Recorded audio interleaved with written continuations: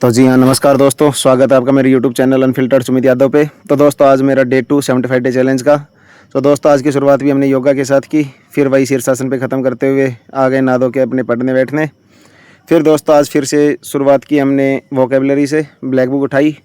पहले तो कल जो हमने पढ़े थे वन वर्ड 1 से 80 उनको रिवाइज़ किया, जो नए आए उनको अलग से एक बार वापस से नोट की स्पेलिंग्स को, उनको ढंग से याद करके फिर हमने आगे के 81 से 160 तक वन वर्ड कंप्लीट किए।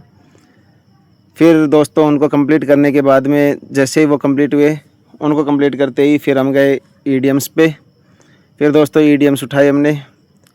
ईडियम्स में कल जो हमने 1 से 65 तक ईडियम्स किए थे, उन ईडियम्स को पहले अच्छे से रिवाइज़ किया वापस से, जो नहीं आए उनको मार्क किया। मार्क करने के बाद में फिर दोस्तों हम आगे बढ़े। तो आगे बढ़ने के बाद में आज था हमारे 66 से 130 तक ईडियम्स का टारगेट, वो हमने कंप्लीट किया। जैसे ही वो कंप्लीट हुआ दोस्तों, वो कंप्लीट करने के बाद में हम उठाएंगे फिर बाद में जीके को, क्योंकि जीके के कल हमने 2 टॉपिक किए थे। तो दोस्तों आज था नंबर सिंधु सभ्यता और वैदिक सभ्यता पढ़ने का। तो सिंधु सभ्यता के बारे में हमने आज टोटल डेप्थ में पढ़ा, जिसमें मोहनजोदड़ो, हड़प्पा, राखीगढ़ी, बनवाली, लोथल, सुतकोंगड़ो, ये सब, इन सब के बारे में हमने जानकारी ली। कहाँ है, कौन सा नॉर्थ पॉइंट था, कौन सा साउथ था, कौन सा ईस्ट, कौन सा वेस्ट। तो दोस्तों ये सब कंप्लीट करने के बाद में फिर हम चले गए आज ज्योग्राफी पे। तो दोस्तों सबसे पहले तो ज्योग्राफी के वो दोनों टॉपिक्स हमने रिवाइज़ किए। कल जो इंडिया के हमने पढ़े थे कि कहाँ इंडिया लोकेट है, कौन कौन से देशों के साथ बाउंड्री साझा करता है। फिर उसके बाद में दोस्तों हमने पढ़ी आज घाटियाँ और नदियाँ, कौन सी नदी कहाँ से निकलती है, कौन सी नदी के पुराने नाम सभी नदियों के, वो सब हमने कंप्लीट करने के बाद में फिर दोस्तों थोड़ा आने लगी नींद। तो फिर हमने किया आज मॉक फिर से स्टार्ट, सेक्शनल मॉक।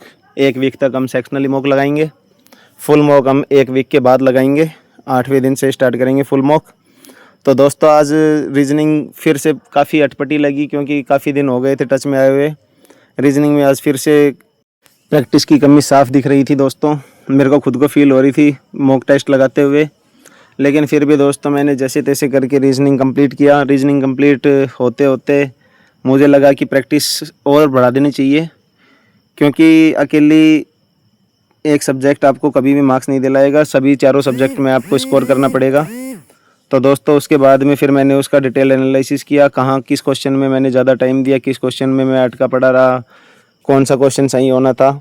इसमें दोस्तों मेरे 2 क्वेश्चन गलत हुए थे और 3 क्वेश्चन मैं कर नहीं पाया था, जिसकी वजह से आज 39 ही मार्क्स थे, जो कि कल से बेकार हैं, क्योंकि कल मेरे 43 मार्क्स थे।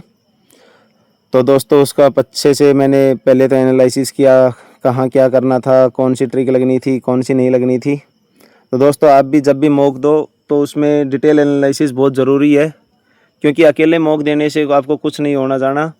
एनालिसिस जब तक नहीं करोगे, उस चीज़ के बारे में नहीं जानोगे आपने क्या गलती की है, तो आप इम्प्रूवमेंट कभी नहीं कर पाओगे। फिर दोस्तों मैंने उसका सभी का सॉल्यूशंस देखा। वो सब करने के बाद में ये मैंने रीजनिंग का सेक्शन हटाया, जिसमें मैंने सभी क्वेश्चंस देखे, जिसमें थोड़ा बहुत भी डाउट लग रहा था उन सबको। तो दोस्तों फिर रीजनिंग का एनालिसिस हमने कंप्लीट किया। रीजनिंग का एनालिसिस कंप्लीट करते ही हमने बैक टू बैक स्टार्ट किया मैथ का मॉक, जो कि सेक्शनल था।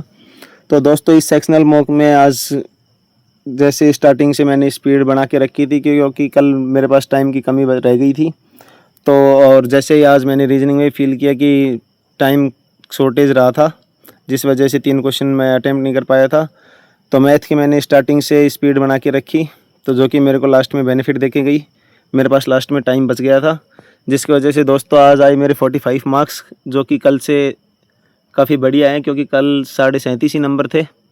फिर दोस्तों उसके बाद में शाम वाले स्पेल में मैंने स्टार्ट की टाइपिंग, क्योंकि जैसा कि मैंने कल बताया था, मैंने दिल्ली पुलिस HCM का भी एग्ज़ाम दे रखा है, तो उसके लिए मुझे कम से कम 50 की स्पीड चाहिए।